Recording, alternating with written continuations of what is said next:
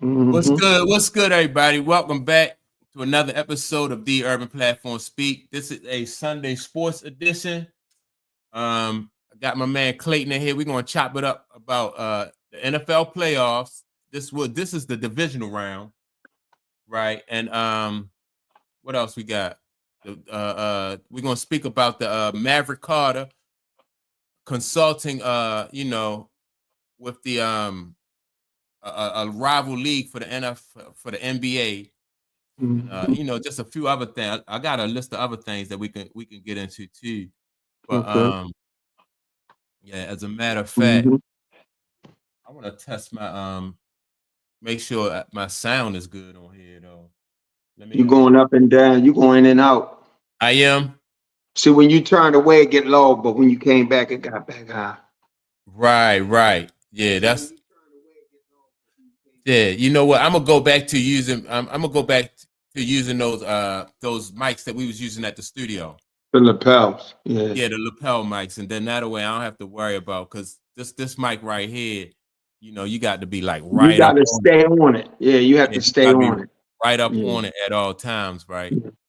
Yeah. Um, How far is it amplified out? Like, do I you don't know what know. I'm saying? Okay. Yeah, well, I mean, it's sitting right here on the desk in front of me on a mic stand. Yeah, but I think you can increase the Oh, range so you don't have to be up on it. okay, yeah, I gotta work on that then. Yeah. Okay. Um, yeah. So, but Yeah. before we get into the playoffs, you said you did hear about the Maverick Carter advising, I guess I don't know like who he is advising. They want to start this rival league, a league against the I guess a rival league for the NBA.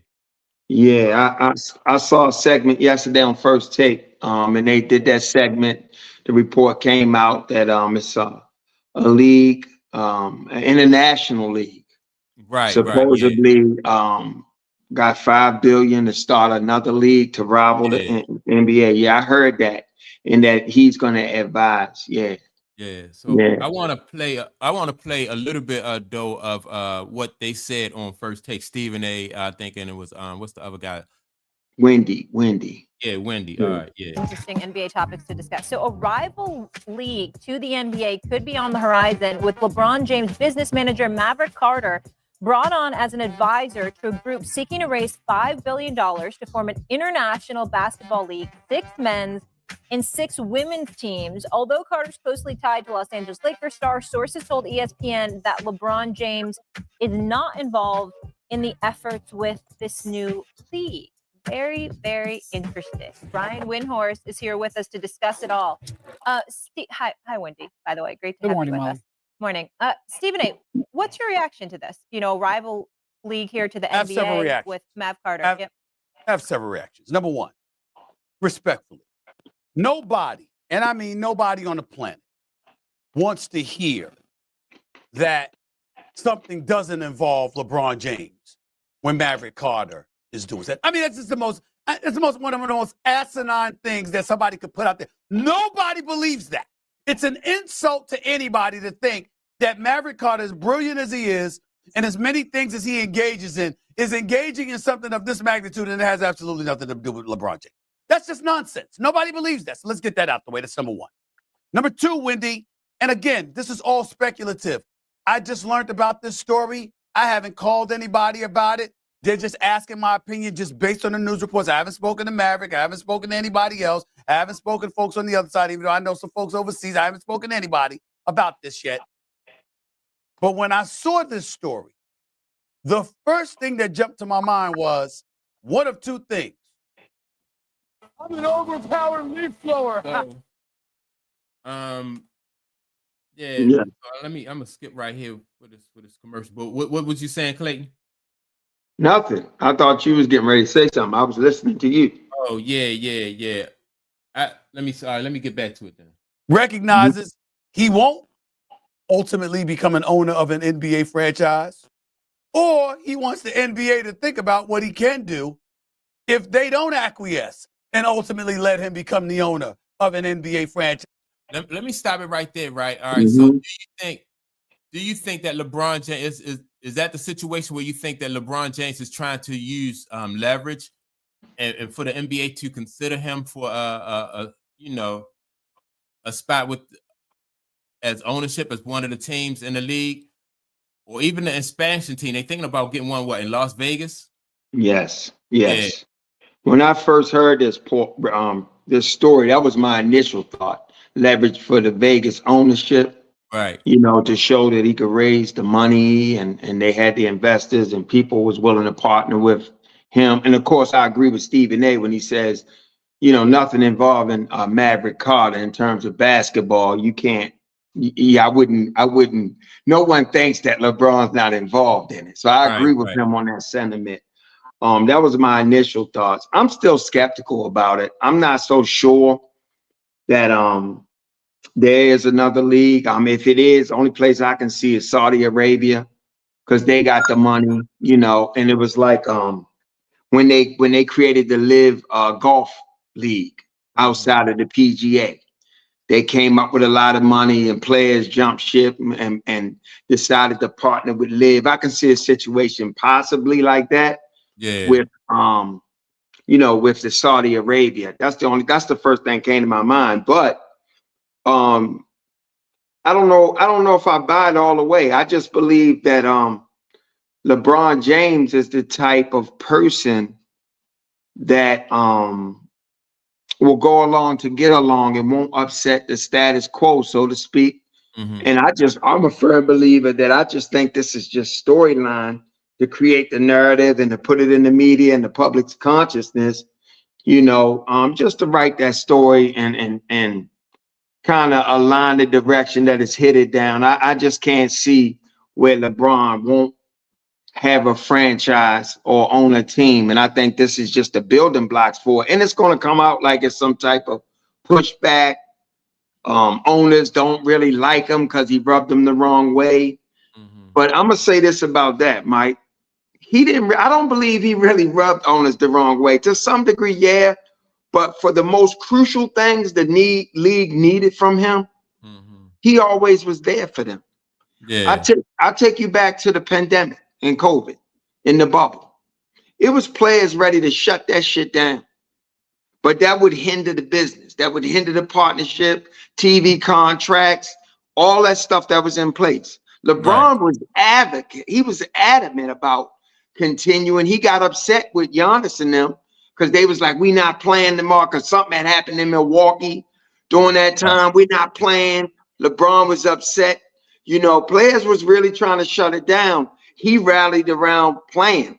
And I remember interviews. They interviewed Jimmy Butler and a few others. They said, we all know whatever LeBron wants to do, that's what the league's going to wind up doing. So to me, crucial things, LeBron has very much been pro-business and pro the league. Yeah. It's the people like the Kyrie Irvings of the league have been very anti-establishment. So I'm not sure that's because Stephen went on to say that he wouldn't get the backing or the partnership or the help, but he's helped the NBA where it really matters. And I think all that other stuff is just narratives and content. So, but I'm not so sure. I'm not so sure it's a league because right now the NBA is sitting pretty. They got an 11-year contract, media rights deal, a whole bunch of billions. They sitting pretty right now. Yeah. Let me get to some more of what Stephen A was saying, because he made some good points. Yeah, guys down the line. Now, if he talked about it before the in-season tournament for the Lakers won the in-season tournament last year. He would love to become the owner of an NBA team. He would love to bring a team to Las Vegas and be a part owner for that. That's going to cost you about $7 billion to have. For an NBA team in Las Vegas, it's going to the price is going to be about $7 billion. Having said that, Wendy, he needs additional investors and all of that stuff. We all know that LeBron James can come up with the money. He can come up with investors. Plenty of investors that would love to connect with LeBron James, especially to own an NBA franchise. But they still have to let you in. In order to let you in, they got to take a bunch of things into consideration. Has he been the marquee? Sure. Has he answered the call as the marquee? Fine. Got 4 championships, 4 league MVPs. Has never cheated the game with his effort, his conditioning, et cetera, et cetera.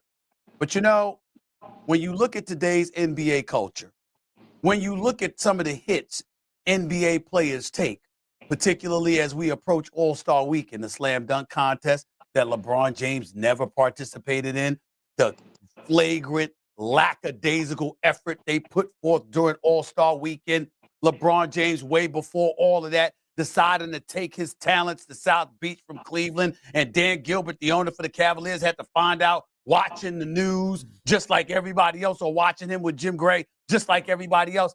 Those kind of things are the kind of, along with that player empowerment movement that LeBron has instigated, which people like myself clearly applaud him for. Those kind of things, the flagrant manner in which he has done it, that has served to turn owners off, which you know all too well, Wendy. How good or how much does that serve to ingratiate him with them in terms of their support with him coming in as an owner? Everybody wanted that for Michael Jordan because. All right, let me stop it right there, right? So what do you think about that part right there, right?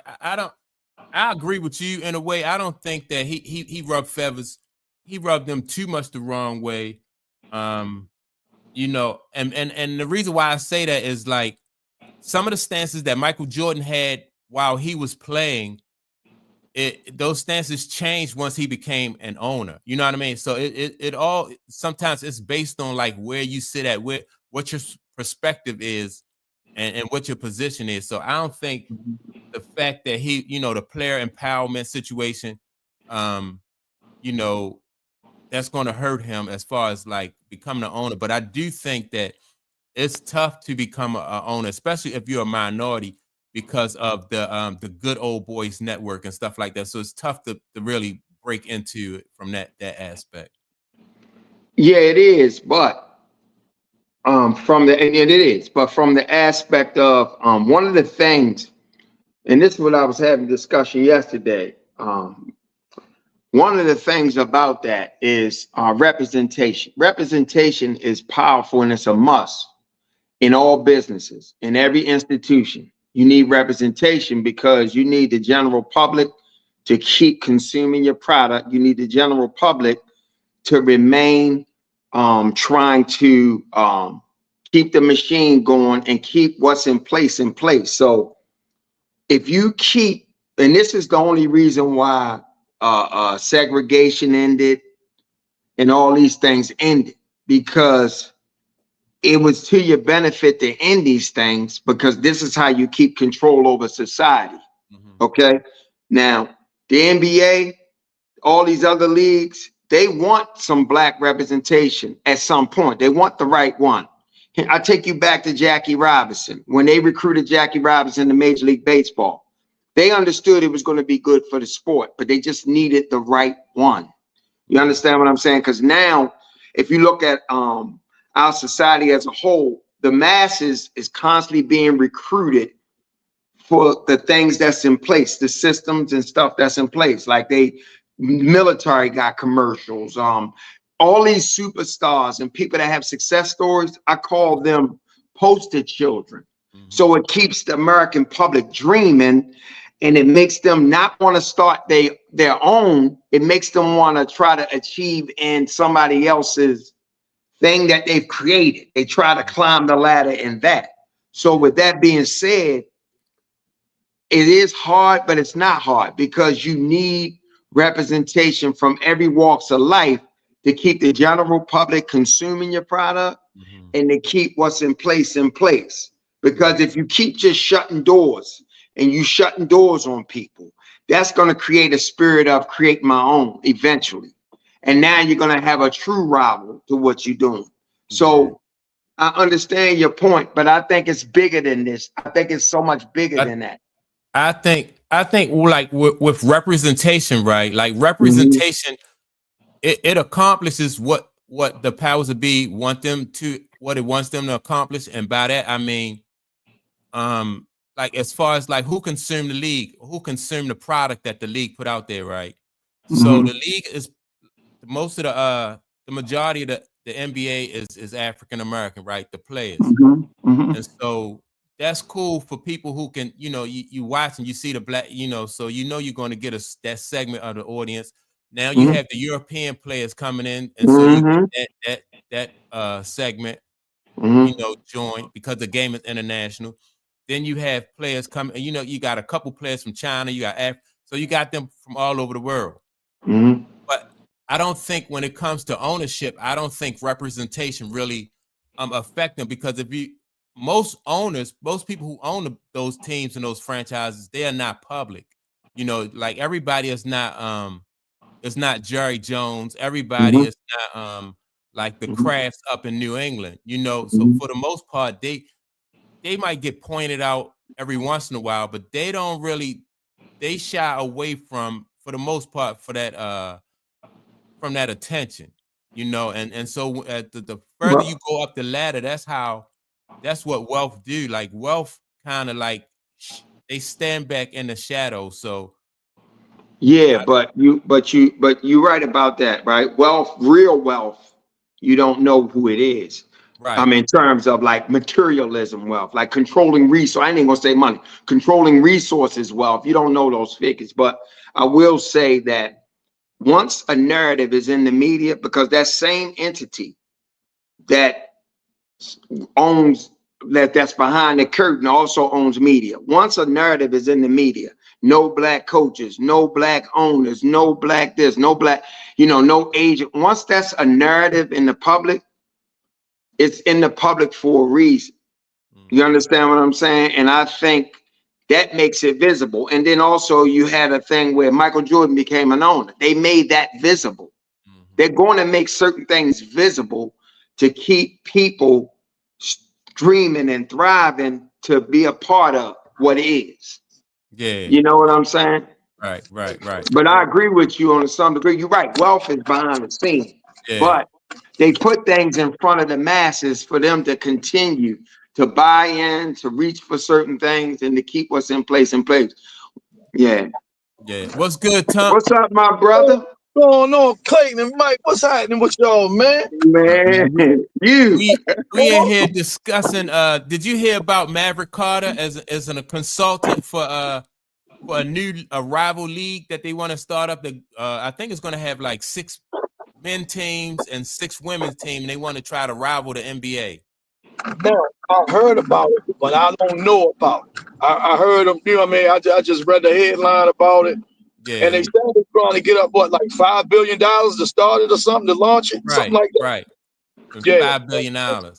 Yeah, but let me ask y'all this though, and so $5 billion, like, is that enough? Will that be enough for them to compete or rival? You know what I mean? Like, they said $7 billion. It's going to cost $7 billion to get an expansion team in Vegas. So it's $5 billion.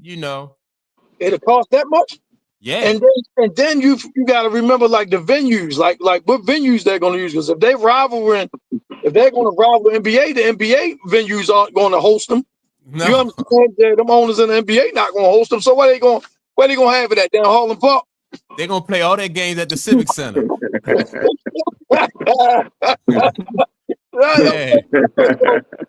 But they might have like one venue. They might have one venue where all the games are. If it's not going to be that many teams, they might not even travel. They might just have a venue for start out. Yeah. So I just think it's bogus. They're not even identifying the source. You don't even know who these people are that's trying to start, what this international entity is. They even want to start this league. Yeah. I just think it's bogus. It's just like trying to jockey for position and leveraging. I think it's something that LeBron and his team is up to, along with whoever he's in bed with. That's just what I think. So look, if it is bogus, right? If it's something, if they're trying to gain leverage that way, then I would think that the NBA, because of their stronghold and they know where their position is in the market, they're not going to buy into that unless, like you said earlier, unless they can create such a buzz about it, or such a backlash, whereas though the NBA have to make a concession to LeBron, then that's the only leverage LeBron would have. But as far as like competing with the NBA with $5 billion, I don't think it's going to work. No. Yeah. Yeah. And to be honest with you, I don't even think LeBron and them have to create any kind of leverage, backlash, smear campaign to get a team. I just don't believe that. I believe if they get a team, it's because the NBA want them to. Right. Yeah. No matter what he Allow it to a certain degree. They gotta allow it. You know what I mean? Yep. To a certain degree, because NBA is strong enough. They're big enough business and entity where they can crush that. They right. really are. You know. I know this is on a different level, but Ice Cube was saying that's what he run into with the big three. Yes. And yeah, he said he run into that the NBA is not really supporting it, so he's having, you know, a hard time. You know, I mean, trying to keep it afloat, so to speak. He actually, I think he was trying to offer it to other buyers who wanted to get percentages of it. So you know, so this overhead could go down a little bit, I guess. You know. Yeah. Yeah. I mean, they may not be partnering with Ice Cube, but they not crushing Ice Cube because trust me, the NBA got such a strong hold on TV rights and media and all that. If they didn't want Ice Cube League to survive or be alive, they wouldn't even see the light of day on television. Yeah. That's how powerful. That's the kind of relationships that they hang. Yeah, like you say, I don't think they necessarily helping them, but they not really trying to crush them either. Yeah, they're not trying to crush them. Right. I agree. I agree. Well, it could be like a slow and deliberate though type of, you know, they don't really, because if you crush them right away, you know what I mean, then that's obvious, you know what I mean, but they can put you in a situation where you like year after year you taking loss, or year after year, you know, you're not getting anywhere. So that's why I think Ice Cube did go public and make that statement so people could be aware of like what, you know, what he was up against. Because I thought that would be something that the NBA would get behind. You know, it's not like they're current players. You know, it's not like they're current players anyway. You know, they're retired players or whatever. You know, so I thought that they would get behind it, but you know, no, I think it's a control thing though. When it comes to, they don't need you to start no, you know what I mean, to start no league because or anything, because they control everything. Right. That's right. You know, it's like monopoly. Let's make this clear. Although Ice Cube is the face of the big three, he has an executive that's a partner with him. This guy named Jeff somebody, I can't pronounce his last name, begin with a K. But he's an entertainment executive and he's Jewish. So there's ties there. So it ain't just Ice Cube. So that you understand what I'm trying to say? It's like, this is what I meant by representation, Mike. You feel me? Yeah. Like you know, it's like when Michael Jordan had a restaurant in Chicago, it wasn't his restaurant. It was just his face on it. Right. You know, because you understand. I mean, I'm just saying. No, Clay, you're absolutely right, because after it was Michael Jordan restaurant, it turned into Sammy Sosa restaurant. It sure did. You're absolutely right. Yeah, right. Yep. Right. So sometimes, even with the Michael Jordan deal, I don't know if you're gonna play more of that segment, Mike, but they get into the Michael Jordan deal on that segment, and you know the league helped Mike. I mean, they sold the team for less. Like, let Bob Johnson come in. David Stern helped Mike. Bob Johnson helped Mike, but the team sold undervalued just to get him in. So to me, that was more so representation. You know what I'm saying? So I don't know, man. No. You make a good point, because they wanted Mike to be, you know, Mike wanted to be, you know what I'm saying, a majority owner in the NBA, and you know, David Stern and other owners, like you say, Bob Johnson, they helped make that happen. You know what I'm saying? Because he wanted to enter that fraternity, so to speak, and they helped, you know what I'm saying, allow that to happen. Which I ain't saying it's a bad thing. You know what I'm saying? Right. I'm not saying it's a bad thing. No, not at all. Yeah.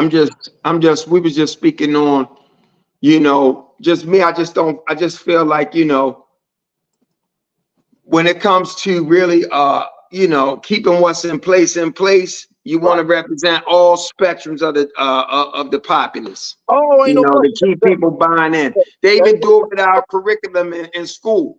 We're being taught to kind of go to work for somebody or to go join this or go do that. It's everything is designed to keep us in place. Mm-hmm. You Well, know? Yeah. Yeah, and so that's what I'm saying. So even the fact that Michael Jordan was a majority owner of that team, but eventually he sold the team. Like, you know, it's not a situation where as though Mike would have been able to pass that team down to his sons. Right. You know, Mhm. Right. and that's what I'm saying. And so long term, I think they know that, and they can play those type of games. And then LeBron will just be the second, just like you said, like the Michael Jordan restaurant became the Sammy Sosa restaurant, right? Yeah. And so Mhm. now, you know, they might allow LeBron James to get the Hornets now that Mike is not in the picture. So it's a Exactly. cycle. Exactly. That's what, you know what I mean? So it's an ongoing cycle. Where Yep. so you're right, you can have a certain amount of representation, the Yep. representation that we allow you to have, and Yep. then Mhm. you know, but it'll Mhm. be an ongoing cycle. You'll know for a fact if somebody has the charisma, the power, and the influence to actually create a league to rival the NBA. You'll know because that person is going to be public enemy number one, and that person won't live long enough to do it.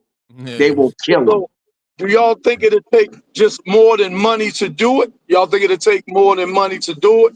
Yeah, it would take more than money. I don't know how you can do it, but money is it takes you a lot more than money, because sometimes Yeah. if you have the money, they still gotta let you into the fraternity. That's right. Yeah.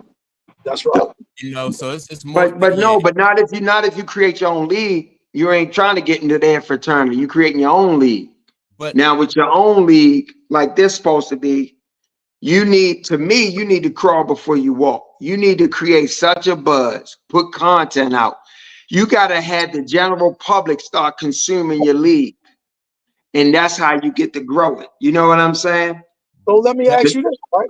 You're right, though, Clayton. But let me ask you this, right? Are they trying to like get current NBA players? Well, it I don't it, know. it hasn't gotten to that point yet. It's just a report right now that Right. they reached out to Maverick Carter to have him be one of the advisors to the new league. Right. That's where we at right now. Yeah. And that's what I read. That's the only Yeah. thing I thought about. You know what I'm saying? And I Yeah. just read it a couple days ago. Yeah, that's the only thing I read. But I So think sooner or later they would be compete. If this league was to develop, they would be competing from the same pool of athletes. You know what I mean? That college pool, that European pool. Right. You know what I mean? They would be Cool, maybe. competing for that same pool. Yeah. you know, Yep. that's why I say I can only see Saudi Arabia being able to pull it off because they got the money to pay them players. Yeah. They got it. That's what they did with the golf. They was throwing huge bags at them golfers. Mhm. And boxing. Man, you know, they doing them boxing matches over there. That's Saudi Yeah. press. Yep. Paying that bread for them boxing matches. Yeah. Yep. Yep. Hey, is that those are the people who they made Floyd Mayweather stay in their country until he paid them some money or something he owed them? Well, that was Something like Dubai. that? Okay. Huh? But I think that was in Dubai, wasn't it? Yeah, that was in Dubai. Okay. Yeah. Okay. Yeah. But yeah, I just think I agree with you. I think that this I don't see this league or anything like going anywhere because of the stronghold that the NBA have on basketball in general. Then the NBA is like global. You know what I'm saying? They reach as far. Mhm. You know what I'm saying? They have a reach, Mhm. like you said, over there, overseas. You know what I'm saying? With players over there, a lot of them still want to come to the NBA. So that's a lot, man. That's a lot. And So to do that with only $5 billion, you know, that's just that's like I think an unrealistic, in my opinion, unrealistic goal to be able to compete with the NBA with only $5 billion when and one then you got team, you know what I mean, is contract close and to that. all that. Yeah, it's a lot. Well, I disagree with that, Mike. To be able to compete with the NBA, the only thing you need to compete with the NBA is public eyes, public consumption. So if you put out a product that's making people watch, because at one point that N1 circuit, that series, Mhm. that was gaining a lot of momentum because people was loving that. They was buying the mixtapes. And that they started grabbing them players out that league, putting them in the league, and it kind of squash that. But I don't know if you need money as much as you need those people watching. Once people watching, money coming. Yeah. Well, what about all right? So the fact that even the guy Brian Windhurst did say that like the largest overseas market is Japan, right? Mm-hmm. But then Japan don't have any representation though. Basically, in the league, they really don't have any. So it's not just about the eyes. I think it's about. I mean, it's already etched in stone who controls the league for the NBA. That's why but I don't even think. they looking at it from a lens of commercialism. These arenas, television, they looking at it from that lens. Yeah, the NBA got a monopoly on it, but the people are free to watch whatever they want, and all you got to do is create content for them to consume. They just looking at it from a standpoint of competing financially and all that. What I'm saying is the NBA's product is suspect right now. It's subpar. If you come out with something that's electrifying, sensational, people start consuming, one or two things are going to happen. The NBA is going to try to buy you out, right? Take you out. Mm-hmm. Well, but that's a way of trying to take you out, trying to buy you out. Yeah. Or corporations are going to, in this day and time, I don't necessarily think that tactic can still work. And then corporations are going to try to partner with you. So I don't know about, especially if it's people coming out the Middle East. I don't know if the NBA really, taking that out. Like, you know what I mean? I don't know, man. I don't know. Hey. Well, let me put it to y'all like this, right? I think what the NBA have now, as far as the basketball, they have like a monopoly, and so their product. You're right. Their product is suspect. Their product, you know what I mean, it's falling off. But the fact that they have a monopoly, that's just like, if somebody say like if a guy got if they got a product and their product is all stepped on, right? And then here you come with something that's 98% pure. And if they got, just because you got something that's 98% pure, that don't mean that you're gonna be able to market that if they got a monopoly on it. Yeah, that's what the NBA got a monopoly. It does that, who controls that market. But the NBA got a monopoly on mainstream media. They don't have a monopoly on content creation. They don't have that. And let me say this. Saudi Arabia, the PGA Tour had a monopoly. But guess what? Yep. Live is here. Yep. Yeah.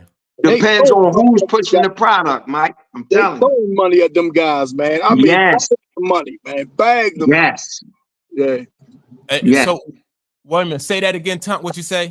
I say, and they throwing bags of money at them guys, yes. man. Yes. And the PGA went so far to say, if you go over there, you can't play on the PGA Tour. Players were still saying, I'm going. Still going. So they had to make a concession. They had to concede. Yes. That they couldn't compete. They could not compete. They couldn't compete. Yep. It'll take something like that, Mike. It'll take something like that for the NBA, you know what I mean? To like, all right, I'm gonna hold off and let them, you know what I'm saying, let them exist. I ain't gotta help them, I ain't gotta aid them, but you know what I mean? I'm not gonna, fight tooth and nail against them. Yeah. You know what I mean?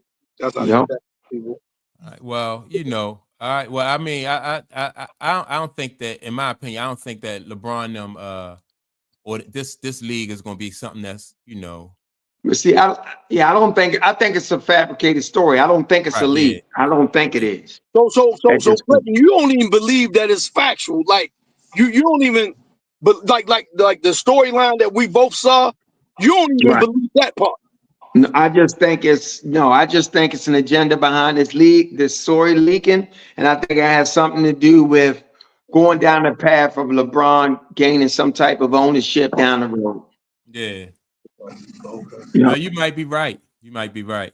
Right. Yeah. Mm-hmm. All right. So now, do y'all want to get into some football now? Yeah. All right.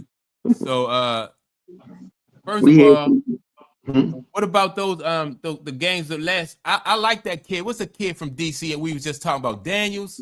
Daniels. Yeah. Oh man, Yeah. I like this kid, man. I Yeah. really, he put on a show last week. Man, I don't know how y'all look, man. He give you, to me, man, he seems like he's not like the moment is not too big for him. He seemed like he's, you know what I mean, like he's not stage, you know what I mean, like he got stage fright, so to speak. You know what I mean? It don't seem like he's nervous or overwhelmed or anything. Yeah. Yeah. The kid has extreme belief in himself. Mhm. He knows Yeah. exactly who he is, and he stays within that. And it's Yeah. beautiful to watch. Yeah, man. So Yeah. and they beat Tampa Bay. So and the way he played against Tampa Bay, like you said, he was poised throughout the whole Yeah, he game was. when they played Tampa Bay. Yeah, he was. And just like you said too, Clayton, when the guy, what's his name, Baker Mayfield, although I don't think like that play Baker, it cost him the game. I just think that he blinked, and then the other kid just, he didn't blink, and he took advantage of that situation, and that's what helped them to advance. Right. But you don't think that turnover cost the game? Well, I mean, I never see that one play. You know what I mean? Because sometimes you could turn the ball over. It depends on like when you do. Yeah, that was toward the end of the game. Right. After that turnover, Tampa never got the ball back. Nope. Yeah, that's true. Nope. Yeah. Now that really would to me, that really like, damn, this young cat for real, because I really thought that Tampa Bay was gonna get a stop. I really thought that. I thought Tampa Bay was gonna get a stop. Maybe not a 3 and out. You know what I'm saying? But I didn't think it was going like you say, keep the ball and nothing else was going to happen. They wouldn't touch the ball. I definitely think that. Yeah. No. They got the ball back with 4-something minutes. Yeah. And executed a final drive. They ate the entire clock. Yeah. That's next level, man. That was crazy. That's next level. Yeah. That was crazy. So you don't yeah, and going into that game though, I thought Tampa Bay was going to win that just because of, you know what I mean, Washington having this rookie quarterback. And even though he had a good season, I just thought that this playoff situation was probably going to be too big for him and overwhelm him, but it didn't turn out like that. He just stayed poised, like I said, throughout the whole game. So what games today, gentlemen? What's the games today? Well, today you got the Commanders. That's the late game though, but you got the Chiefs playing the Texans today, and I think that's at 4:30. Then you have the Commanders and the Lions playing. I think that's they go to Detroit. Okay, so they go to Detroit. All right. Mm-hmm. Right. They go to the Lions. Yeah. Yep. Yep. Did y'all get a chance to see the Vikings though? The Minnesota Vikings and the Rams? Did y'all check that game out? I saw a little bit of it, man, and there's a show that I be watching on Fox on FS1, man, called oh man, I can't even think of it, man. But that dude Nick Wright, Chris Broussard on it and stuff. Right. First things first. First things first. First things first, man. Yeah. They say they've been waiting for the longest for what's the name to turn back into a pumpkin, right? They say they've been waiting for the longest for him to turn back into a pumpkin, and they say he finally did, man. They say he finally did. Yeah.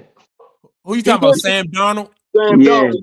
Yeah, I'm sorry, Sam Darnold to turn back into a pumpkin, man. And man, he cost himself some money, that's for sure. You know what I'm saying? Yeah, they saying he cost himself about 20-30 million. Yeah, because I don't think he's gonna get a long-term deal now. I mean, he might, at best, get maybe like a 3-year deal at best, but Minnesota might bring him back with the franchise. I know there's like 40-some million, but there's only 1 year.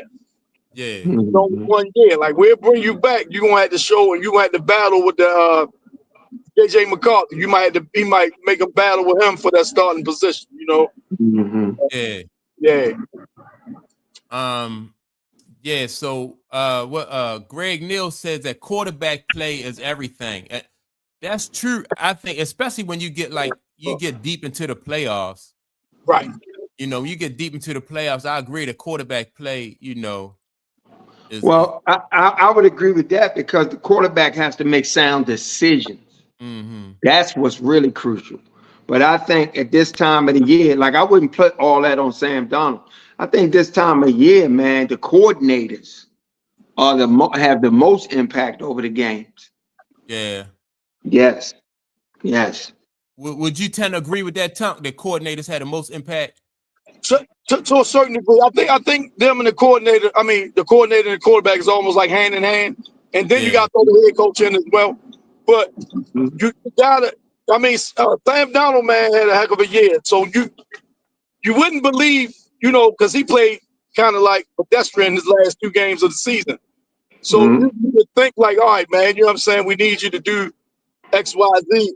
You know what I'm saying? You would think he would be able to do that. You would think he didn't come through. But where was Brian Flores' defense in that game? Matthew Stafford and them did what they did too. Yeah. That's true. That's true. That's true. And, I think the coordinator, I think the head coach called the plays on offense down there. I'm not 100%. Yeah, the head coach called the offense and Flores called the defense. Yep. Well, and then I don't know, like, so Sam Darnold, though, I just think that, like, this is his first playoff experience, so that could play into it. But I definitely now. Do you think would y'all bring him back next year though? I wouldn't give him a deal. I would bring him back. You might have to franchise him, but I would bring him back under the franchise tag and have him and JJ McCarthy battle it out. Yeah. I wouldn't even tag him. I don't think you have to. I just offer him a 1-year deal or something, or a 2-year deal. Maybe like at what? Maybe like 20 mil or something. 20 mil something, something comparable. Something. Right. Yep. And I still have to be cautious with JJ. What's the kid? JJ McCarthy. Because he's coming off an injury, so I still got to be cautious there. So right, definitely. I'll bring him back. Yeah. So your deal will probably be almost like a show me. You know what I mean? Like almost like because. Yeah, like a proven deal. Yeah. But see, at this stage, I wouldn't want him to show me anything. I would just want him to be a bridge for me to get to McCarthy, the kid I drafted. Really? Yes. But check it out though, Clayton. Because he had a real good year. He had like 35 touchdowns. What if he come back and do the same thing next year? Right. Like if he beat JJ out, right? If he beat JJ out and he come back and do, pretty much the same. You know what I mean? Then what? Well, you have to evaluate him per the film and how that's coming about, because you got JJ, you got the best wide receiver in football. No matter who's the quarterback in Minnesota, this kid makes that quarterback shine and get stats and get touchdowns. So, and I've seen JJ have a great preseason with them. So I think it's more upside with JJ than it is Sam Darnold. That's a good point. Now check this out. If Sam Darnold would have made, say, like the last 2 games, he'd have played, better or whatever, right? Yeah. The divisional round, maybe even the conference championship game, right? Yeah. How would you go about it then? Right, it'd be different then, probably. You know what I'm saying? Yeah, that's what I'm saying. Yeah, you know what I'm saying? But look, but here again, I think it will be different. But see, this is the thing we can't see. We can't see the film like the coaches in them. Yeah. So we really don't know how well he's doing. We can see it to some degree on TV, but you can't really see it. Yeah. Right. So, but look, if you give him a 1-year deal, and he see that you kind of see him as a stopgap type quarterback, and because you want McCarthy, and he go out there and he play lights out, then what's going to happen is he might see that as an insult, and then his price is going to go up. Okay, but you still got McCarthy. Yeah, and don't forget about this, guys. More than a couple teams need quarterbacks, and everybody ain't at the top of the draft. So you might have a team. I'm just throwing this out here. Let's just say a team that need a quarterback, maybe like a Raiders or something. They might say, "All right, Sam Darnold, we'll give you a 3-year deal for $90 million." You know what I'm saying, or something like that. You also could lose that way. You know what I mean? Right. Another team can jump in there and be like, "All right, come over and quarterback. We'll give you the job. You know, while we develop, we're gonna draft a quarterback, but it might not be a first round or high pick. We might grab somebody in the third, fourth round. So you come and we'll give you a 2 or 3 year deal." You know what I'm saying? He might jump at that as opposed to going back in Minnesota, you know? Right, yeah. So yeah, that's why I said, like, I think Minnesota has to watch the way they manage this situation though with this with Sam Darnold. Yeah. And like y'all said, you got to see how JJ is coming back off that injury too. Yeah. And you got to see how he is coming back off that injury. So let me ask y'all this: what do y'all think about this statement from Greg Neal? He says Flores can't blitz a guy like Stafford like that because he gets the ball out. Yes, I absolutely agree with it. 100%. He's a veteran. He got quick release. He can read the defense well. You can't just blitz him. He absolutely right. Yeah. You got to show him some, or if you do blitz him, you got to give him some exotic looks so he don't recognize where the blitz coming from. You know what I'm saying?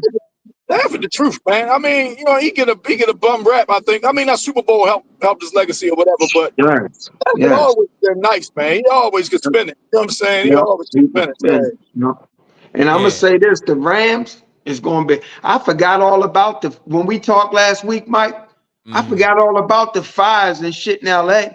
Yeah. The Rams gonna be a problem. Philly gonna have a problem on their hands tomorrow. I agree. They're gonna have a problem. You talking about a Super Bowl winning quarterback, coach. They got the whole city of Los Angeles. They got the country kind of rooting for them. I know, you're right. Everybody except the state of Pennsylvania. Yeah, you're right. That's a tough matchup for Philly, man. I mean, you got to go run heavy with Saquon. Everybody know that. You got to go run heavy with Saquon, but the Rams can get in the shootout. The Rams got firepower that they get in. Yeah, you know what I'm saying? Right. So the best medicine, the best game plan is probably heavy dose of Saquon and keep Maverick on the sideline. Run behind the best offensive line and the biggest offensive line in football. You just got to run behind them boys. Hope they can open up and dominate at the line of scrimmage so you can dominate dominant possession. But I'm telling you, man, Philly gonna have something on their hands tomorrow. No, I agree with that 100%. And I've been calling Philly all year the best team in football, but they're gonna have their hands full. And if the Rams, I mean, I know this is hard to do, but if the Rams could somehow keep Saquon from killing them, man, as much as I like Jalen don't scare me as a passer. Jalen don't scare me as a passer. You know what I'm saying? So just keep your eye on that. You know, they game plan might be like not necessarily sell out for the run because Philly got, you know what I mean, receivers. I ain't gonna say they sell out, but they turn Jalen Hurts into a passer. They turn him into a passer. And I think with the Eagles though, that's why the Ravens and the Eagles, you know what I mean, their running game is so dominant. It's gonna be hard. That's gonna be the game plan, you know what I mean, to stop Saquon. That's definitely going to be the game plan. Yeah. But like with Hurts is not like not like Lamar. Like you know what I mean, he hurt you at certain times on the run, but not like Lamar. Remember the Ravens came out and Lamar they ran 13 straight times. I believe Lamar better passer too, though, Mike. Okay. I don't. You don't? I don't. You don't think so? No, I think Lamar is great on the seam passes in the middle of the field, but Jalen is better throwing outside the numbers. When you got the receiver one-on-one on the outside, Jalen lay it in there. Lamar still struggles with that pass.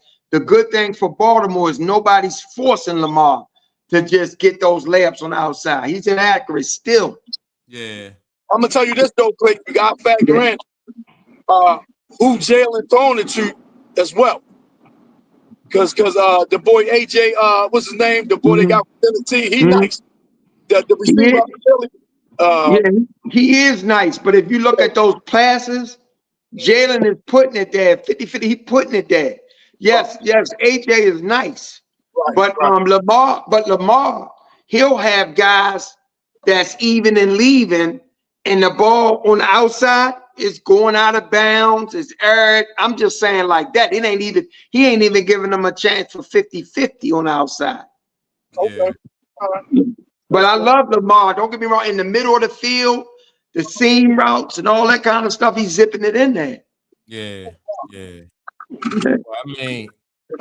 Well, I would prefer it like that anyway, because like on the outsides, he probably thrown it to a place where either it's going to go out of bounds, or you know what I mean. Or if his man don't catch it, it's going to go out of bounds.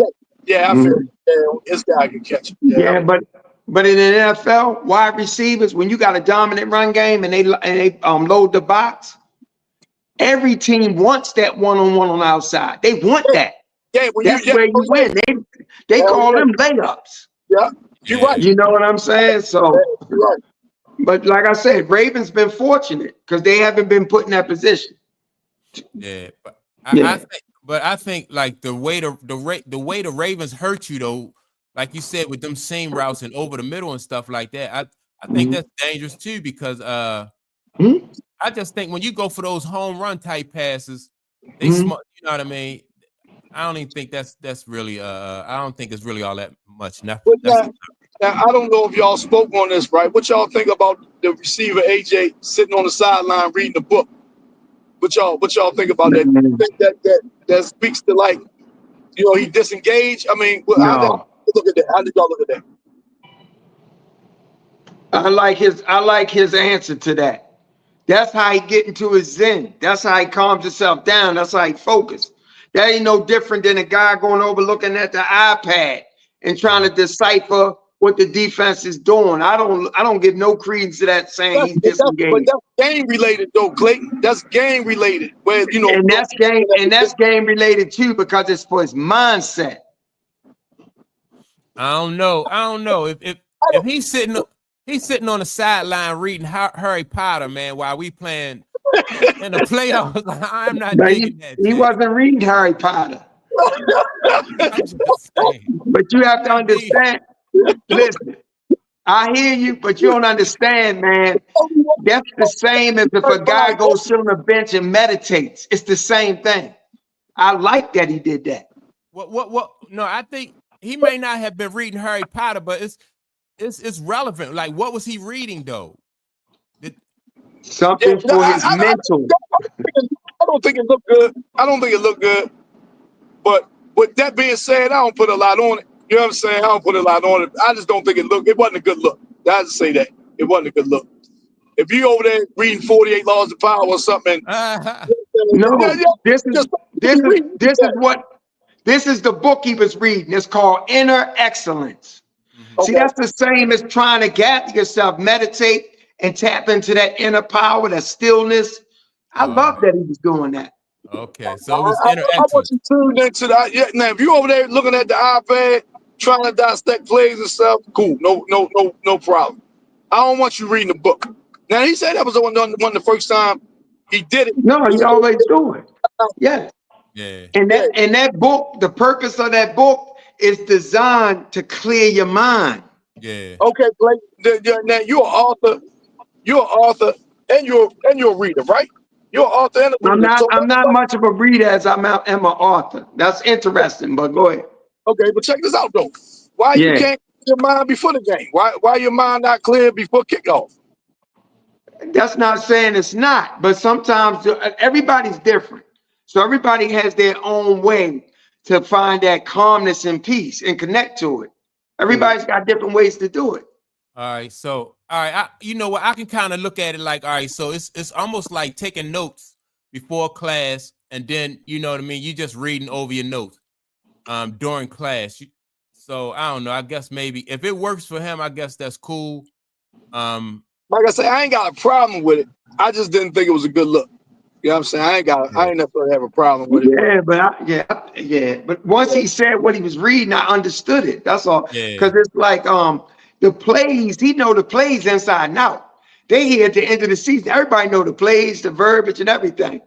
Sometimes you go to certain places. You try to go, like Phil Jackson used to have his team meditate, visualize, do things like that during timeouts. Michael Jordan during timeout, one of the timeouts, the last play, he visualized it first. He even said that. That's powerful, man. That's one thing. That's one thing if you want to visualize something or something like that. I've never seen, this is the first time I ever saw this happen. You know what I mean? That an athlete took out a book doing real live, we play time. If you want to go to the other side of it, it looks like he's someone who's disinterested in what's going on in the game because he's getting the ball. You feel what I'm saying? That's what it looked like. Yeah. Right. That's what it looked like. You know what I'm saying? Right. But when I heard him say it, but I'm saying the reading the book was a form of clearing his mind and visualizing. Well, so I like that he did that. Well, what I'm saying is, that's cool. I can dig it. But what I'm saying is, he can say that now since it's publicized. You know what I'm saying? Like, oh man, I'm just doing that to clear my mind.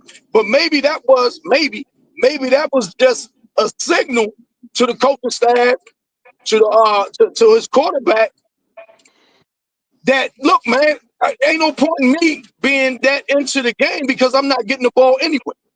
I don't think so. But because it got sensationalized and the media picked it up and ran with it, he's not going to throw his quarterback under the bus. So he's going to say, oh, man, I was reading. I always do it. There's no big deal. X, Y, Z. You feel what I'm saying? That's the only point I'm making. I understand.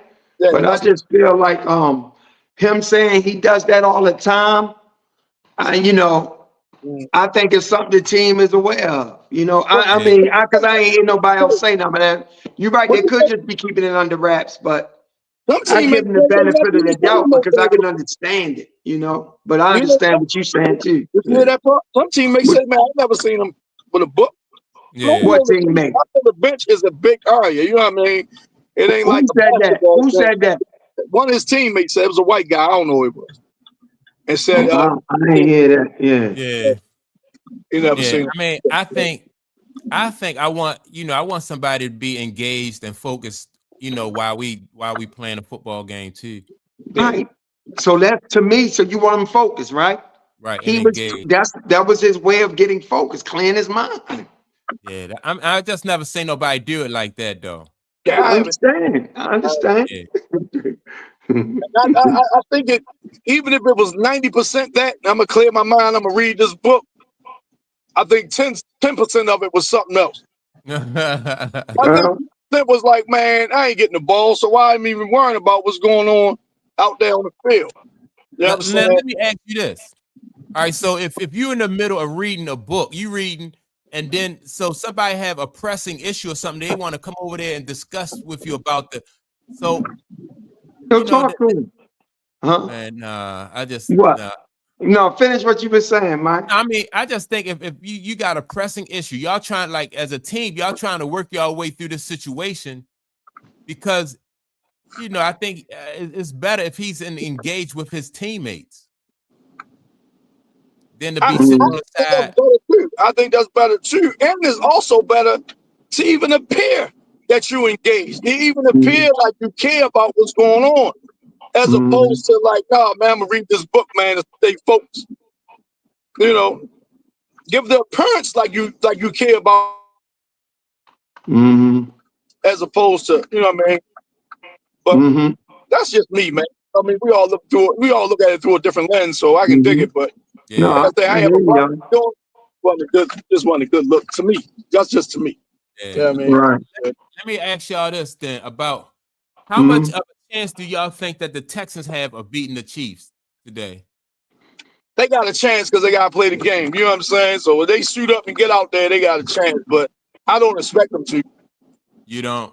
No. Well, I don't really. I like the Texans defense. Yeah.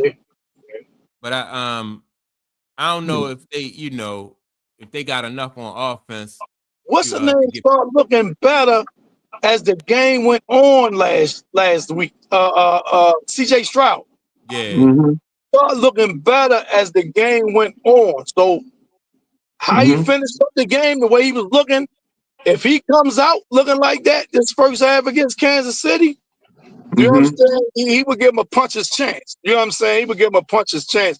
I don't know if they have any injuries on offense. Maybe Clayton can speak to that, but I don't know if they got any injuries. I don't know about Joe Mixon.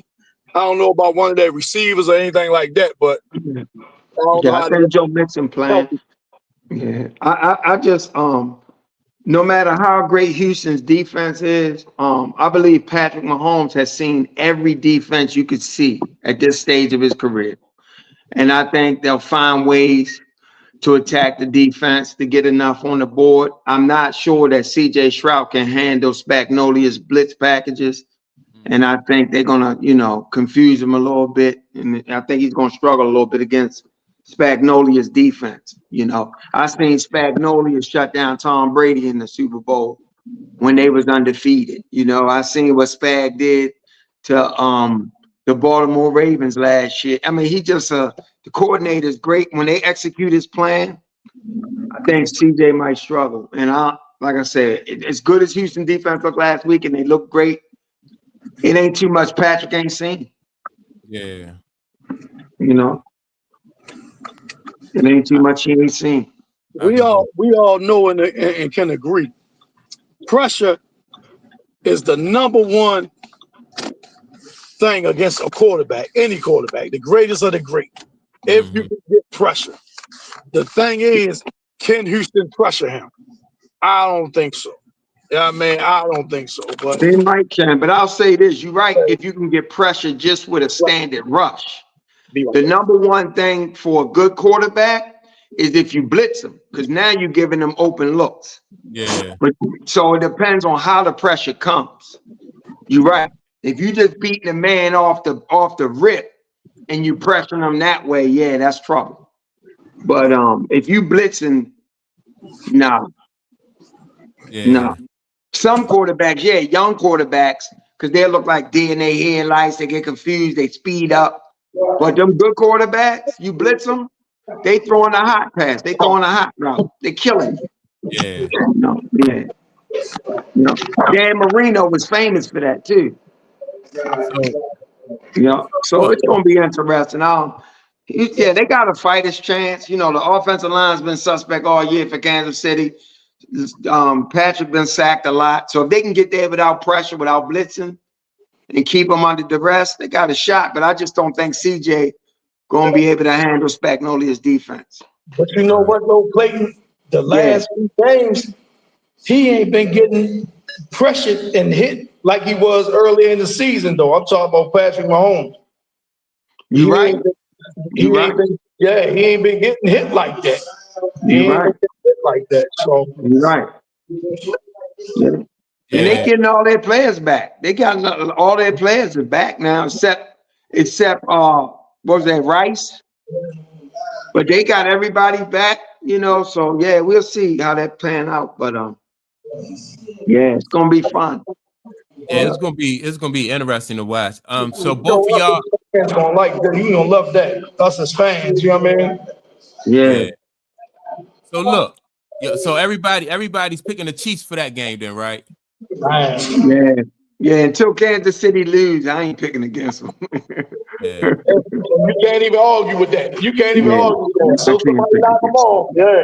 So somebody knock them off. I will say this though. I will say if Buffalo make it. No, I can't even say that. I'm just caught up in this idea that no team has ever three-peated. And I think now is the time because it's to be the first time in NFL history. I'm still caught up on that narrative. Yeah. Check it out, though, Click. Check it out. You give Buffalo more of a shot than Baltimore?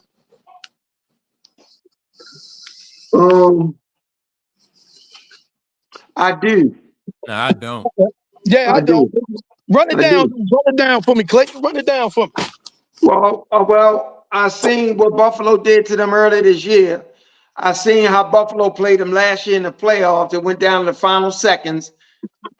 Kansas City won with a field goal. I seen how Buffalo took them in the championship game. It was like 30-something seconds on the clock.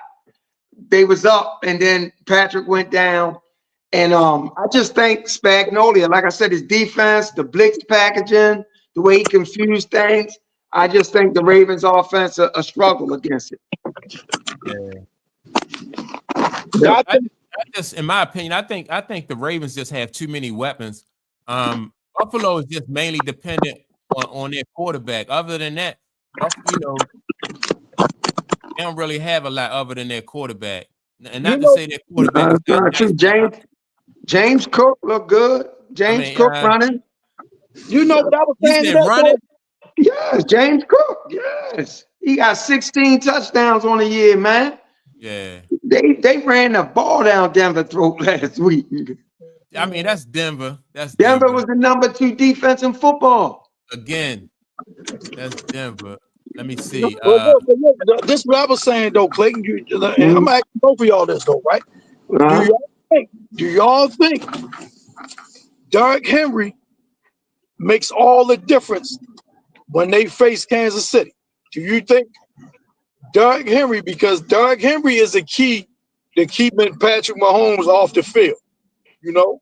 So if they do meet up, because, you know, I'm not saying, you know, that the Ravens are going to beat, what's the name of anything, but if they do meet up, do you think that would be the X factor that would, like, swing the weight, make it more of a even fight, so to speak?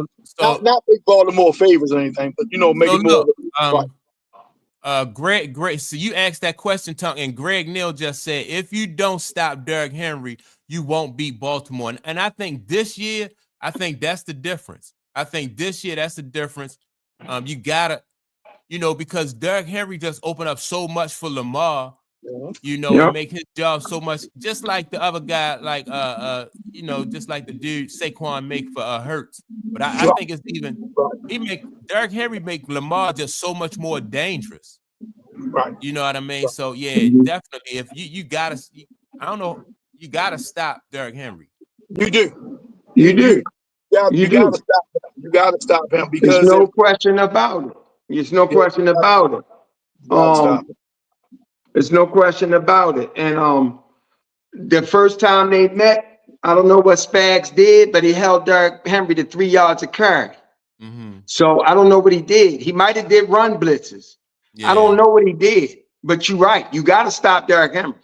Yeah, but you know, Derrick Henry, he good for that. You know, it'll be like 3 yards in a cloud of dust, and then he'll bust one. He'll bust. He don't bust the whole. He busts 1 or 2 long ones a game. Nah, he's averaging this year, man. This boy averaging damn near 7 yards a carry. Yeah, but if you look at it, if you look at this year, I ain't know that. I ain't know that either. But he gets some long runs too. Those long runs help his average, right? But that's still a lot because he got like 300 carries. I think he got 300 runs out of it. I'm sorry, 6 yards a carry he's averaging. 6 yards a carry. That's still phenomenal. That's still phenomenal. Yeah. And the key has been him not getting hit in that backfield. That's when he getting them yards, and he killing. He killing. If you stopping Derrick Henry to 3 yards a carry, you shutting their run game down. Ain't no question about that. Yeah. But go ahead, Mike. And Clayton, your guy Ricard, I think, like I said, like we were saying, Ricard is he's a big part of that. Yes, he is. You know, you can't because if your first encounter in that backfield is Ricard, that's a problem. That's why you gotta run blitz. You gotta blitz the run like you blitz the pass. So Ricard might pick up one, but you send in more guys. I don't know. I'm just saying it's always some type of scheme you try to come up with to stop a guy like Henry. And if anybody could do it, I would give Spag the chance to do it. I'm not saying he will do it, but he did it the first game. Derrick Henry only averaged 3 yards a carry. Man, what's the name? What's the word with St. Flowers? Is he gonna play? They said he out. I think he might be out this week. He didn't practice all week.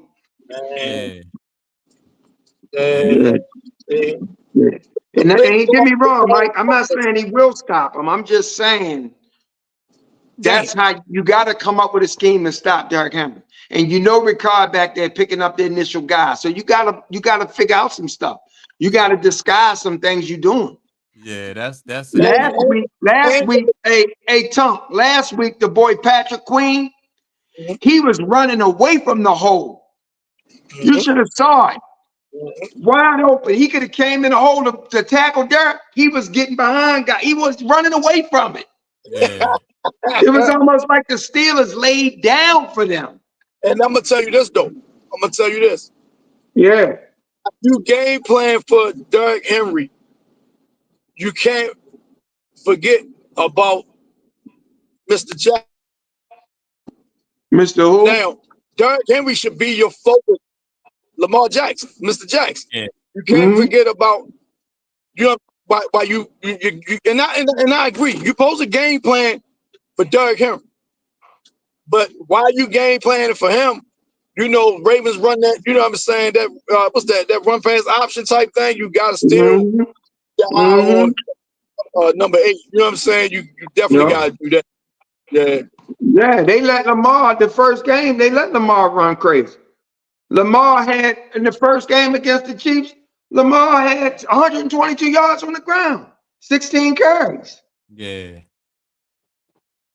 I ain't know that. Well, I think with the Ravens, it's gonna be. I think it's gonna be pick your poison with the Ravens. You know, I think it's gonna be pick your poison with the Ravens. Because you're not really gonna stop them from doing, like running. Nope. You're not gonna stop Lamar and Derrick Henry at the same time. You're just not gonna do it. They only stop themselves. They only stop themselves. That's why the coaching can't get cute, man. The coaching can't get, try to, I'm gonna fake them out because they think I'm gonna run. No. You make them stop. You don't sit up there and try to outthink yourself. You make them stop. You don't take away what you do best. You know what I'm saying? Yeah. I mean, yeah, it's simple as that, but I'm just, yeah. But the thing is too. I know that. The thing is too. Baltimore's deep. If they do make it to Kansas City, and Kansas City win, Baltimore's defense got to do something with Mahomes. Mahomes and them have a way of sucking the life out the time too with their offense, keeping you from getting possessions. Yeah. And they can't let them keep converting them third downs, man, with Travis Kelce, man. Yeah. Then listen, I don't know nothing about coaching in the NFL, nothing at all. Right. But I would think, man, I would have my best cover guy on Kelce, man. I think I would have my best cover guy on Kelce, no matter what scheme I'm running, man. They did. Scheme I'm running, I would try to have my best cover guy on that dude. Hey, Tom. Last year in the AFC Championship game, they had Hamilton on them. Their best cover guy, their best guy in the secondary. They drive down the field. Mahomes throw a back shoulder throw right away from Hamilton. Kelce catch it. I mean, some of this stuff, man, you know what I'm saying? Them guys is great, man, on that level. All those guys. What's the name? They find ways to make plays and they find ways to stop plays. So it's just who can make more plays than the other team. You know? Yeah. Hey, Tom. The defense, because they only the defense ain't scoring. So the Ravens defense, I think if you go back to that 14. Hey, Tom, you breaking up. Tom, you breaking up. Hey, Clay, what you think about this? Greg Neal said that what'd he say? It's cold outside now. Hitting Derrick Henry feels different, right? And so so now they playing the Bills. I just think that's just gonna wear down on the Bills. And I think by the end of that game, man, the Bills they ain't really gonna want to see Derrick Henry by the time the end of that third and that fourth quarter start.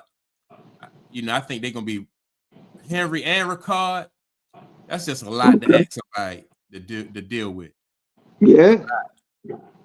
Yeah, but Buffalo plays in that cold weather. The Ravens been practicing indoors all week. I don't necessarily think the weather's gonna matter The bottom line is Derrick Henry is a handful, period, point blank. Yeah. So it's going to be about what they scheme up to try to stop Derrick Henry before he gets started. That's the only chance they got. Yeah. Yeah, that's the only chance they got. If they can't stop him before he gets started, you already know how it's going to end. Yeah. Yeah. But here's the thing. The Ravens got to stop Buffalo from running. And that's Josh Allen and James Cook. Yeah. I'm not so much really afraid of it's the quarterback. Okay. Now the quarterback, he's the problem. Allen is the problem. You know, okay. I think Josh, because he extend number one, he run, and not only do he run, but he do extend plays. Yep. You know what I mean? So that's you know that he's their main focal point. It's gonna be Allen. It's gonna be their main focal point. So with that being said, though, who do you like? Do you like the Ravens or the Bills? I can't call this game, man. It's a pick 'em. I can't call it. I can't call it. This all I know. I mean, on paper, it's like, how do you stop Derrick Henry and Lamar, right? Right. But I also know Buffalo, they got film to look at. They lost the first game. They home. It's cold. They're a different team because they had so many guys not even playing in that game. They got their dudes back, Von Miller back. So this ain't even the same Bills team. So I don't even know, man. I can't even call this one, Mike, to be honest with you. Yeah, it's a pick 'em, and I'm just going to enjoy it. One thing I can call, that this will finally end the debate this year going back between Josh and Lamar. It might end it. Yeah. Who you think gonna get that MVP then?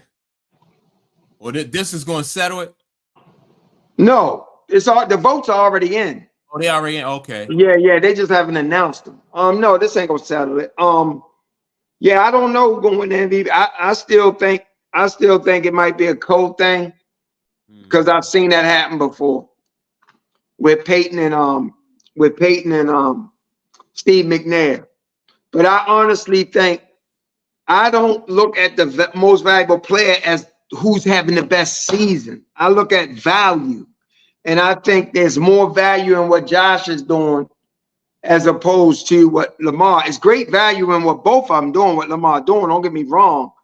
But when you got 9 Pro Bowlers on your team, you got Ricard a Pro Bowler, you got Henry a Pro Bowler, you know, and then over on Buffalo side, it's just one lineman. That's it. I mean, and Josh is doing a lot. Not only throwing touchdowns, he's running touchdowns.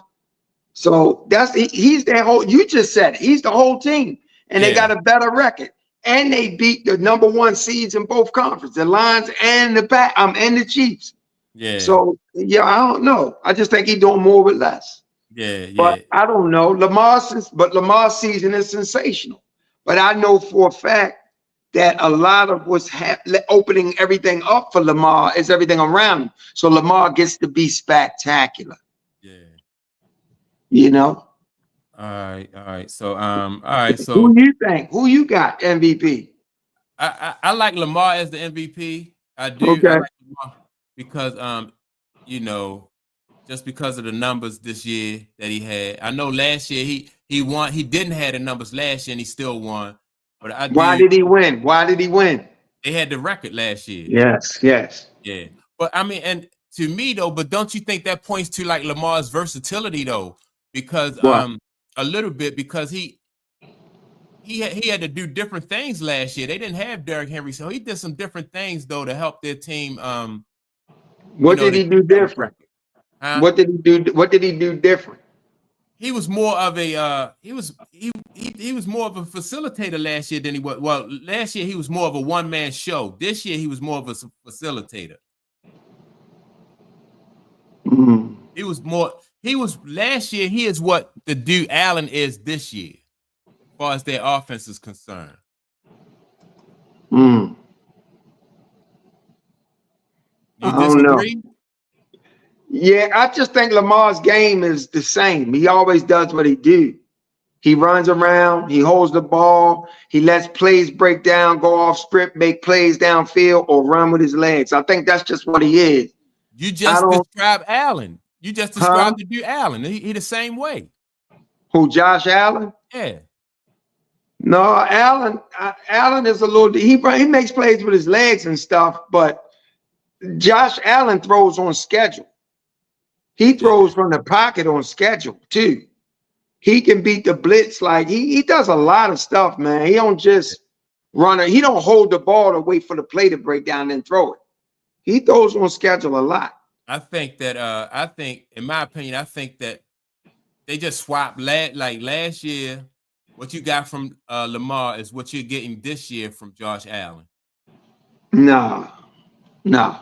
What you got from and like you said, they do have the best record. The Ravens had the best. Yeah, but the Ravens got the best record because the defense was turning teams over, giving the Ravens short fields, and the Ravens was cashing in, scoring points. This is different. Buffalo, this different. They ain't got the best defense in the league. This dude, I seen him do a 90-some yard drive. Damn near just him. I mean, it's different, man. I wouldn't say they just swap. No. It looks a lot like they just. Yeah.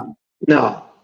Ravens defense was number one in takeaways last year. They was number one in every category almost, and they was setting that team up on short fields, and the Ravens was cashing in. And I don't even want to get into the. In my opinion, last year I thought the Ravens defense was overrated too. No, they was the best out there. But you see what they did to the Chiefs in the championship? Man, Chiefs only scored 17 points. But I'm just saying, you see how it contained the whole second half. The Chiefs couldn't score. Yeah, the defense was legit. Yeah, I don't know, but I don't know, man. I can't call it. I know you got Baltimore tomorrow, right? But I got Baltimore. I'm a quick run down my picks. I got Baltimore. I got the Chiefs. I got the Rams. I get that Rams-Eagle game gonna be tough. That's gonna be a tough game. But I think the Eagles going. I think it's gonna be an upset this week, though. I think it's gonna be. I think the Lions gonna get upset. Okay. I think the Lions gonna get upset by the. Okay. Not this week. I think not this week. Like it's been a great season for Washington. Yeah. I love it. You know, that was my upset last week, but not this week. It's time to go home. Yeah. I love Jaden Daniels, though. They got something growing. Their defense. They just ain't got enough defense, man. Yeah. They ain't got enough defense. Baker Mayfield was carving them up. Come on, man. Yeah. If it wasn't for the fumble, I don't know.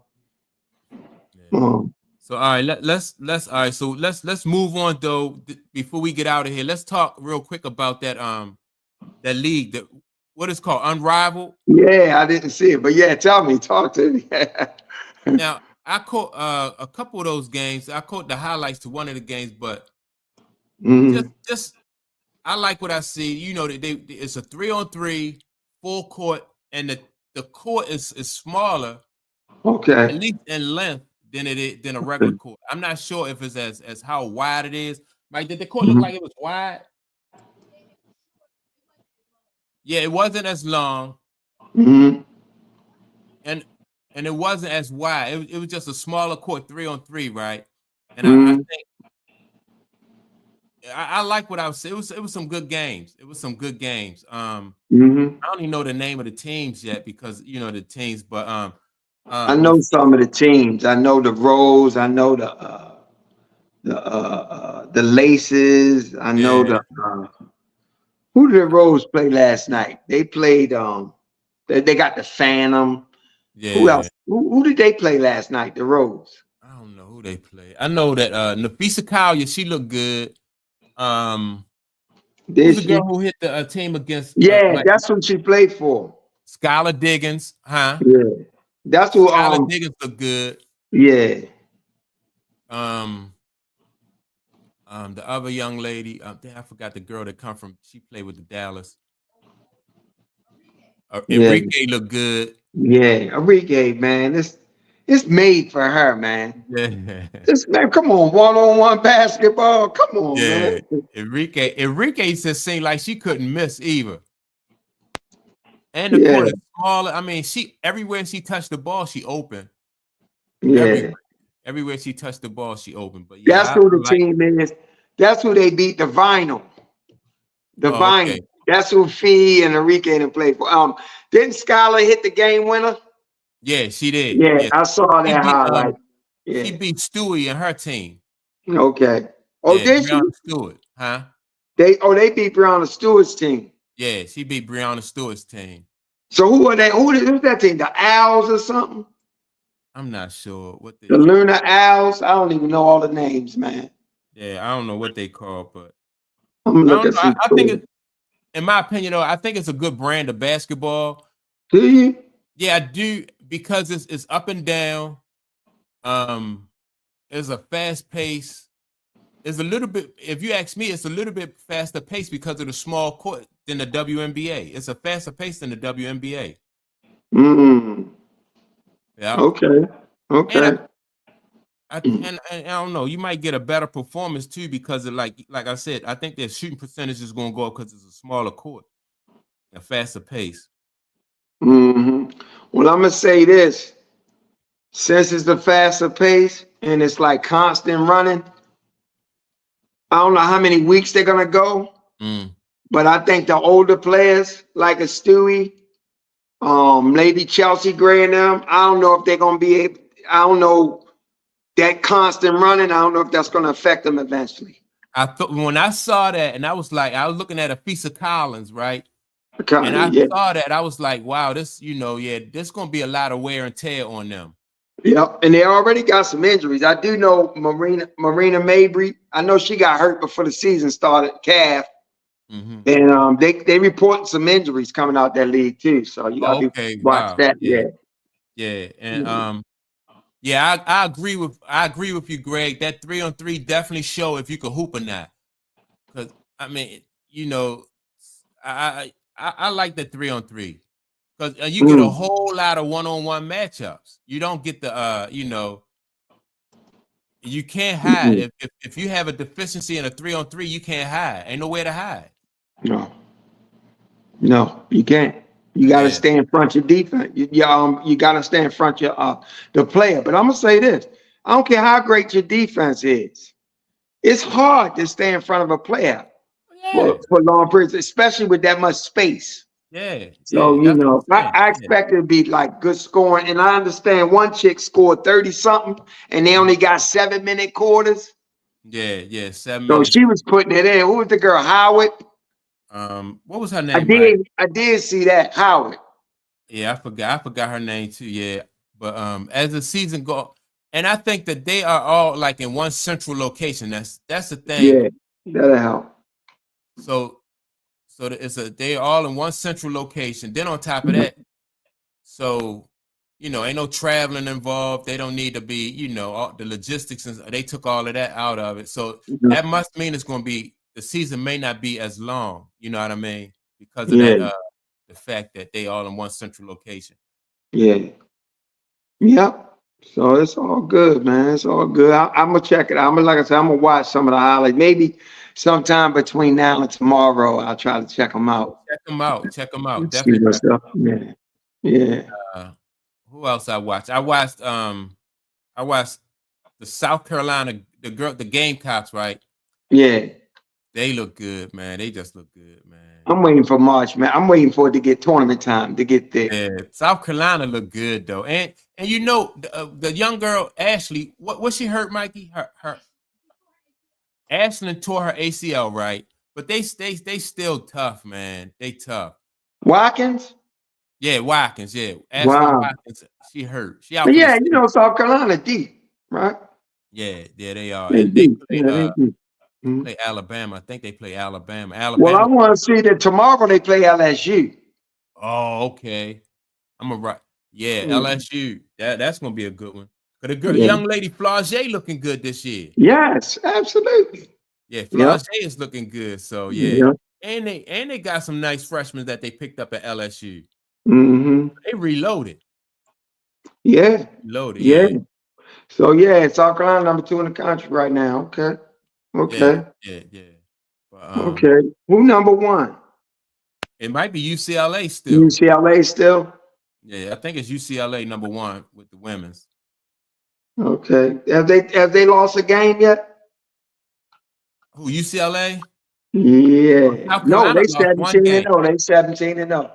Yeah. Yeah. And They South still Carolina on. lost to UCLA. Yeah. Yeah, yeah. So Remember when you asked me, we were talking, you said, do I think Paige will go number 1? It looks like Olivia Miles might be challenging her for that too. I like Olivia Miles. I think she could be challenging her for that, and there's a few Yeah. other players. Yeah, I like and I don't even know if they even talking about her like trying to duck the wings. Yeah. Dallas, yeah. I don't know. She might stay. I like Olivia Miles. She me and Mikey was talking about her. She just like she got that old school vibe of basket, you know what I mean? But she still got like a bag with her too. She got a nice little low post game, and she can step away from the basket, you know. So yeah, I like Olivia Miles. Yeah, so yeah, she might be challenging her. You know, depends on who it depends. But see, the only thing about going to Dallas, I don't know if they really need a guard. Like, yeah. Well, Miles not a guard though. yes, she is. What is Miles? I thought Miles was Her and Witchcomb are the guards. Her and Hannah Hidalgo. Yeah, that's the backcourt for Notre Dame. Miles got a low post game though. Huh? Miles got a nice little low post game. Yeah, but she a guard. She only 5'10". Yeah, that's for a woman, that's tall. Well, yeah. I hear you. But she a guard. They got a hell of a backcourt, man. Yeah, I like Miles. Yeah. So what you think? How's Juju looking though? Greg said that Juju, this might be her year. Her year to do what? I mean, Greg, her year to do what, Greg? Every year gonna be Juju year. She a bucket walking. Yeah. What he saying? He said, no, he just said this might be Juju year, right? But yeah, she's been pretty consistent. Yeah. Against Maryland the other night, and they beat Maryland. Did you see the game where they beat Maryland? Yeah. So she looked good in that game. She got her points, but I don't know. It wasn't as. Yeah, I don't know. Yeah, to me, she was struggling a little bit. Even though she got her points at the end of stats, to me, that wasn't one of the better Juju performances for me. Yeah, no, I don't think it was. I don't think she. It didn't showcase everything that she bring to the table, but I thought she looked pretty. He said she can take down UCLA. Yeah. Oh, what he saying? UCLA. I think it depends on if she can take down. I think UCLA. Yeah. I don't see USC winning the title national championship this year. No. Yeah. I don't think so. UCLA just looks so good, man. UCLA and South Carolina. Man, I ain't sleeping on Notre Dame, man. Oh yeah. I ain't sleeping on Notre Dame. I'm waiting to see LSU play somebody. Yeah. So tomorrow going to tell me a little bit more about LSU, but I love Flage. And they got another girl on there that's killing too. What's her name? Williams. Yeah. But they got a nice squad. So look, and Greg said the Terps. Now I like the Terps too, right? Because Brenda Freeze, you know what I mean. She always had a Terps ready. That you know what I mean. Brenda Freeze, the coach. Yeah. She always had a Terps, in the thick of things. Yeah, and the Terps look good too. Even though they lost, the Terps look good. Mm-hmm. Even though they lost to USC, I thought the Terps looked good. Mm-hmm. Yeah, they back in the mix. Big Ten. Yeah, Big Ten. They back in the mix. So Michaela Williams. That's what I'm talking about. That girl, nice. Yeah. Real nice, yes. Yeah. For LSU, yes. So it's gonna be interesting, man. It's gonna be interesting. Like I said, I'm waiting for more better matchups, ranked teams playing each other. Right. Right. I ain't really. Yeah, everybody get ready to get into the thick of their seasons now. You know Yeah. what I mean? Yep. A lot of them, they was playing those cupcake games and those cupcake teams and stuff. Yeah, but they Right. get ready to get into the thick of their season. Yep. That's what I want to see. Yeah. Yeah. Yep. But yeah, man, it's gonna be fun to watch, man. Going down the stretch, and just hope them girls stay healthy, man. Stay, Paige and took a tumble. Juju rolled her ankle at one point. Yeah, I just want them girls stay healthy for tournament time. Definitely, because that's when I'm looking forward to seeing all of them in a tournament, man. Because it's just gonna be like Notre Dame, UConn, USC, UCLA, man, LSU. There's a lot of talent out there, and NC State. People ain't, you know what I mean? NC State. Yeah, I forgot that they was tough last year. Remember? Yeah. The Two best players came back from last year, so yeah, they was tough. Yeah, so NC State gonna still be in the thick of things. Then you got Maryland back in the thick of things, so Mm-hmm. So we're gonna see, man. We're gonna see. Yep. But what you got planned for the rest of the day, man? Man, my day over, man. I started 4 a.m. Worked out, read my book a little bit, went to the store, did this. My day done, man. 3 o'clock. You know me, Mike. Yeah. Shit, by 5, I might be asleep. That's the old man syndrome, boy. Man, I'll be 56 this year, Mike. That's good. That's a blessing, Jack. I know, but 56, bro. That's a blessing, man. That's a blessing. I met you, I was a teenager. Yeah. We was kids, Jack. Yeah. Kids. Now I remember the first time I met you. We was on Walter B. Carter. It was on the court, but it was cold outside, and we was out there. Mm-hmm. Yep. Yeah. We was hawks, man. That little cold weather, we still out there trying to shoot the basketball. Man, it ain't care. It ain't even matter how cold it was. We was out there. Yeah. Man. That's it for me, though, man. I'm chilling, man. Yeah, we going rest of the day. You doing this tomorrow, man? Tomorrow at 11 a.m. Okay, that's what's up. Yeah, plenty to talk about. Yeah, because you're gonna have some results of today's game. Yeah, no doubt. Yep. So, all right, man. I wanna thank everybody who tuned in and participated. Greg. Yeah. You know what I mean? And everybody else who just watched the live chat. Make sure you like and subscribe. Don't forget to tune in tomorrow at 11 a.m. We're gonna talk some more football. We can give you what happened. We're gonna talk about what happened in today's game, and then we're gonna preview tomorrow's game, and maybe talk about a little bit some other issues. Some other things going on in the sports world. Yeah, man. I appreciate everybody who tuned in. Make sure to like and subscribe. Clayton, you got anything you want to plug, Jack? Man, go to Amazon. Trauma, My Love Letter to the World, my book is on Amazon.com. Clayton Reed Jones. Yep, that's it. That's what's up. Yep. And I appreciate you always, bro. Yeah, same here, man. And, man. With that being said, man, like and subscribe, leave a comment, and we will check y'all out tomorrow, 11 a.m. Peace, everybody. Peace.